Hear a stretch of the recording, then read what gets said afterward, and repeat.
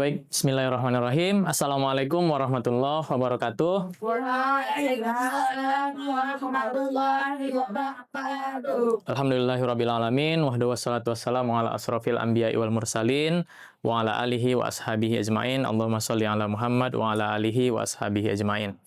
Oke, baik, kawan-kawan semuanya, bagaimana kabarnya hari ini? Alhamdulillah, Pak. Oke, alhamdulillah sehat semua ya. Oke, jadi pertemuan kita hari ini kita akan membahas yang namanya saham syariah. Tentunya minggu lalu itu kita sudah bahas apa itu saham, ya kan? Apa itu saham. Jadi minggu lalu kita sudah membahas itu. Nah, kira-kira dari kawan-kawan sekalian, kita flashback dulu pembahasan minggu lalu. Apa sih yang dimaksud dengan saham? Ada yang bisa? Silahkan. Yang bisa, silahkan.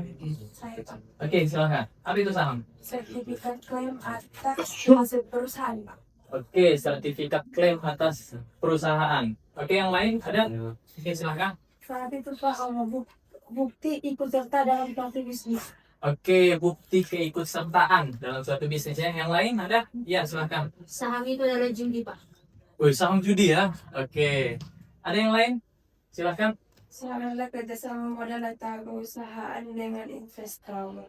Oke, kerjasama modal ya antara investor dengan perusahaan. Oke, jadi itu adalah pengertian dari saham itu sendiri ya. Nah, di dalam pembahasan kita, bagaimana sih saham itu bisa dikatakan sebagai saham syariah? Ada yang bisa? Silakan. Saham yang sudah Islam. Wah, saham yang sudah Islam. Berarti saham itu ada agamanya seperti itu ya. Yang lain? Ya, silakan. Saham yang tidak menjual rokok. Oke, saham perusahaan yang tidak menjual rokok mungkin ya. Oke, yang lain? Saham yang tidak bertentangan dengan prinsip syariah, Pak. Oke, saham yang tidak bertentangan dengan prinsip syariah. Yang lain? Saham bank syariah, Pak. Oke, saham bank syariah. Itu jawabannya pas semua ya. Yang tadi saham yang sudah Islam, mungkin Islami seperti itu ya. Oke. Saya jelaskan apa sih saham syariah itu. Nah, saham syariah itu dikatakan sebagai saham syariah itu ada dua kategori. Yang pertama dikategorikan sebagai aktif dan yang kedua itu dikategorikan sebagai pasif. Nah, kategori ini dikeluarkan oleh Otoritas Jasa Keuangan. Aktif itu dikatakan ketika perusahaan tersebut menyatakan dirinya. Perusahaan kami itu adalah perusahaan yang berbasis Islami seperti itu. Kami tidak jual rokok, kami tidak bertentangan dengan prinsip syariah, kami tidak ada barang-barang haram dan sebagainya. Sedangkan kalau yang pasif, dia itu harus sesuai dengan ketentuan Otoritas Jasa Keuangan. Jadi perusahaan, misalkan perusahaan Telkom, apakah dia termasuk saham syariah? Nah, harus mengikuti kriteria OJK dia. Karena dia tidak menyatakan dirinya sebagai saham yang aktif. Oke. Saham syariah itu juga diterbitkan secara berkala. Ada yang secara insidentil dan ada secara berkala. Insidentil itu contohnya seperti ini. Ketika kawan-kawan punya warung bakso. Nah, ini dalam pikirannya saya adalah pengusaha bakso. Saya kekurangan modal. Dan saya ingin orang-orang berinvestasi ke perusahaan bakso saya. Nah, inisiatif pengusaha ini dia menawarkan saham kepada rekan-rekannya. Siapa nih yang mau investasi ke saya? Siapa nih yang mau patungan modal ke saya? Nah, di dalam pasar modal syariah di Indonesia ada namanya initial public offering. Itulah cara kalian untuk melakukan penggayaan investor ini. Jadi ada 10 orang, saya mau beli sahamnya, seperti itu. Terjadilah pengumpulan uang yang dikatakan sebagai saham tadi. Siapa yang nyetor modal ke perusahaan bakso tadi, dialah pemegang saham. Paham ya? Ada secara insidentil, secara perdana seperti itu. Yang kedua adalah secara berkala. Secara berkala ini tentunya mana tahu warung bakso ini dia itu ada menjual khamar, ada menjual rokok dan sebagainya. Itu harus melalui ketentuan Otoritas Jasa Keuangan. Dicek lagi sama OJK, apakah sudah sesuai dengan saham syariah atau tidak. Oke, sampai sini ada pertanyaan kira-kira? Oke, kita lanjut saja dulu ya. Nah, apa saja sih yang dilakukan otoritas jasa keuangan untuk menyeleksi saham itu syariah atau tidak? Nah, di sini ada dua. Nah, ada dua. Yang pertama dia itu adalah business screening.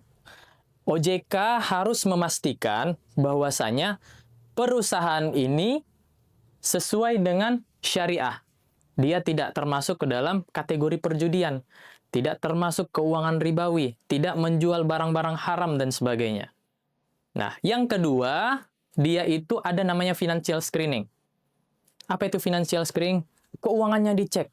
Apakah benar-benar sesuai kriteria OJK yang sudah bekerja sama dengan Dewan Syariah Nasional. Apa itu? Utang berbasis bunga tidak boleh lebih dari 45% dibandingkan dengan asetnya. Artinya apa? Ketika kalian tadi punya perusahaan bakso, modalnya 100 juta, itu kalau dia 55% modalnya modal sendiri, dan 45%-nya itu modal dari bank konvensional, menurut otoritas jasa keuangan, itu sudah layak sebagai saham syariah. Itu dia. Nah, yang kedua adalah pendapatan bunga dan non-halalnya itu jika dibandingkan dengan pendapatan usaha dan lain-lain, tidak boleh lebih dari 10%. Artinya apa? Kalau usaha bakso kalian itu di sampingnya ada jual rokok dan sebagainya, itu pendapatannya tidak boleh lebih dari 10%. Begitu. Sampai sini ada pertanyaan? Ada? Oke, tidak ada. Oke, kita lanjut ya. Nah, jadi Pak, apa sih yang termasuk sebagai utang berbasis bunga dan pendapatan non-halal? Biar kami bisa terhindar seperti itu. Nah, utang berbasis bunga ini ada beberapa macam dan masih bisa dijabarkan lagi. Ada utang medium term note namanya. Ada wesel bayar. Ada utang obligasi, utang leasing. Dan yang paling banyak dilakukan oleh pengusaha itu adalah utang bank konvensional. Nah, yang kedua pendapatan non halal tentu kalian tahulah pendapatan non halal dari mana? Deposito ke bank syariah, bank konvensional. Itu termasuk pendapatan non halal. Pendapatan asuransi, pendapatan penjualan rokok ternyata itu merupakan pendapatan non halal menurut Dewan Syariah Nasional dan Otoritas Jasa Keuangan. Kan?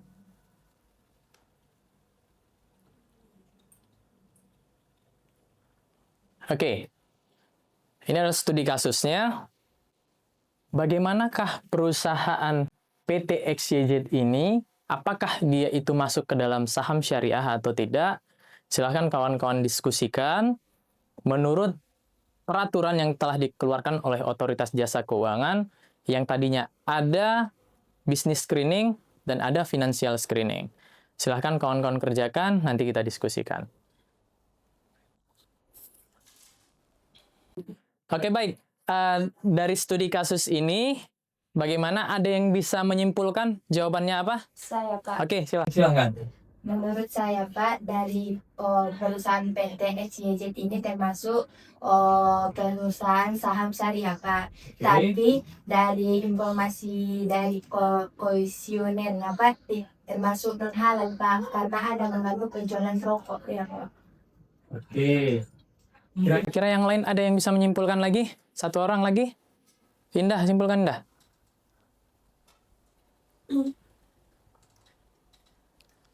Perusahaan PT XYZ itu termasuk perusahaan syariah, tetapi mengandung penjualan non halal Pak. Oke, baik.